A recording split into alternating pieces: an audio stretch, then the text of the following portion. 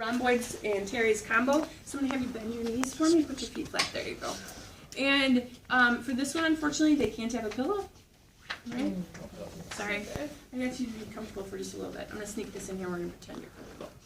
Now, what I'm going to have you do is just bring this arm just like so.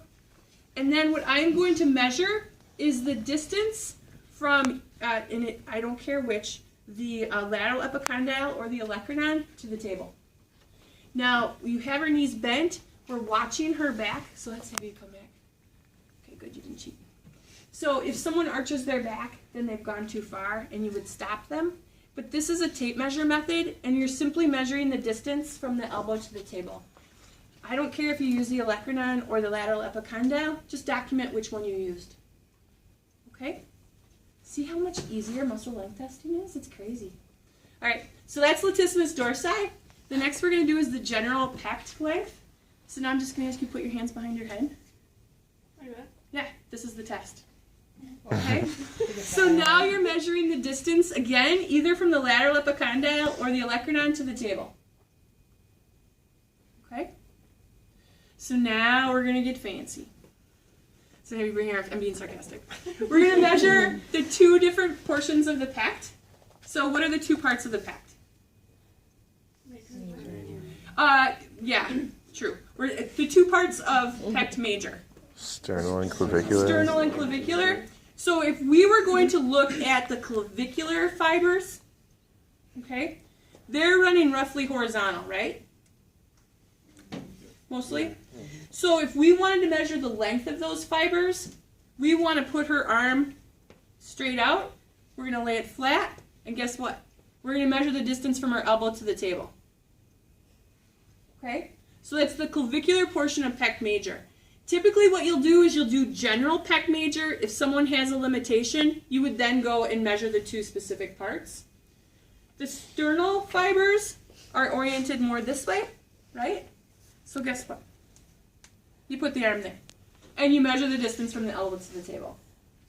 See, we should have maybe started with this instead of palpation, right? Yeah. Okay, so what we've done so far is we've had lats, we've had general pect, we've had pect major clavicular, pect major sternal, okay, all in about 30 seconds. Wouldn't that also get the pec minor in there? So if they have pec minor tightness, it would limit that? Yes, it will. We're going to do pec minor in a different way, and that one's the easiest of them all. They're going to lay like this, and you're going to measure the distance from the posterior acromion to the table. Okay? That's it. Right? So all they have to do is lie on the table. So you're simply gonna measure in centimeters. I'm gonna find the acromion, and I'm gonna come down to the table, and I've got we're at 6.9 centimeters. Okay. So we only have one trickier differential that's from your Kendall text. That's actually very helpful. Remember what the three muscles are that attach to the coracoid process? Pec minor, coracobrachialis. Pec minor, coracobrachialis, and short head of the biceps. Okay? So all of those could be contributing to this tightness. All right? Although we call it a pec minor length test. So how could we, so what do those muscles do? Right? So what does biceps do? Flexes the elbow. Do either of the other two flex the elbow? No. When we have her in this position, what are we doing to the biceps? We're stretching it, right, over the elbow. And so if it's tight, if the short head is tight, that could be pulling that shoulder forward. So what are we doing to that biceps if we simply bend the elbow? Shortening it. So if it's the biceps that's causing that shoulder to be forward, what's going to happen when we flex the elbow? It's going to drop back, okay? So by doing that, we can see if it's biceps that's causing that shoulder protraction. Now, what does coracobrachialis do? Flexes the shoulder. Flexes the shoulder, okay? So what if I bring this arm up just a few inches off the table, 4 or 5 inches off the table? Go ahead and relax, let me do it. There you go. If that is causing a length problem, what have I just done to the coracobrachialis by lifting it off the table just a little bit? I've shortened it. So if coracobrachialis is the one that's causing that shoulder to protract, what will happen at the shoulder? It'll drop down, okay?